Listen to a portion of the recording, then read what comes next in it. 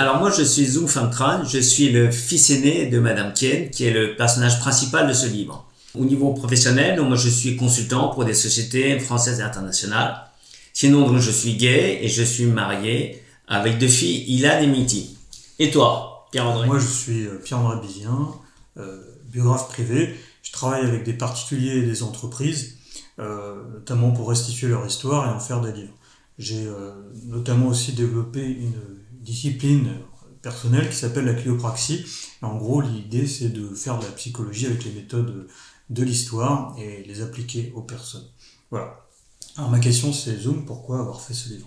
Alors, à la mort de ma mère en 2018, lorsque j'ai fouillé dans ses armoires pour les ranger, j'ai découvert des dizaines de pages qu'elle avait écrites il y a une vingtaine d'années, où elle parlait de son enfance dorée dans le palais de mon grand-père.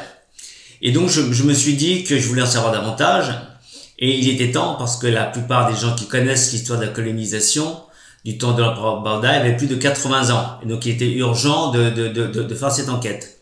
Et donc, avec Pierre-André, nous nous sommes lancés dans une vaste enquête auprès des membres de ma famille. Beaucoup ont pleuré, d'ailleurs, en évoquant leurs émotions. J'ai moi-même appris beaucoup de choses sur mon passé. Alors, quel est ton avis maintenant, Pierre-André? Alors, en tant que biographe, l'idée c'était de faire connaître l'histoire du Vietnam, mais au-delà des grandes dates, des grands événements officiels, en apportant des anecdotes originales sur le Vietnam d'autrefois. C'était aussi de montrer l'évolution sociologique des migrants vietnamiens et leur dynamique d'intégration. Parler d'une famille vietnamienne sur plus de 100 ans entre la France, enfin entre le Vietnam et la France d'aujourd'hui. C'est centré sur un personnage principal, ta maman, Madame Kien, qui a vraiment été une femme exceptionnelle et qui était très connue dans le tout Paris vietnamien des années 70-80. Alors, je voulais depuis un certain temps écrire l'histoire de ma famille, et en fait la crise de Covid m'a donné du temps de libre, et je me suis dit que c'était le bon moment. Donc j'ai contacté un certain nombre de biographes, et avec Pierre-André, c'était le coup de foudre. Et je me suis dit que c'était la personne idéale qui devait m'aider à écrire ce livre. Alors maintenant, qu'est-ce qui t'a semblé difficile maintenant que tu as écrit ce livre? En fait, dans un premier temps, il a fallu recueillir vraiment les souvenirs de toute la famille élargie et en privilégiant le témoignage des anciens. Donc en tout, on a interrogé 25 personnes et ensuite, on a utilisé de la documentation et des archives. Et ça a été une vraie odyssée. Alors moi, en fait, lorsque j'ai initialisé ce projet, je ne pensais pas qu'il me mènerait aussi loin. D'un point de vue personnel, j'ai appris beaucoup de choses sur mon passé, notamment sur mon coming out, et j'ai aussi appris des choses sur les histoires de famille dont personne ne m'avait parlé.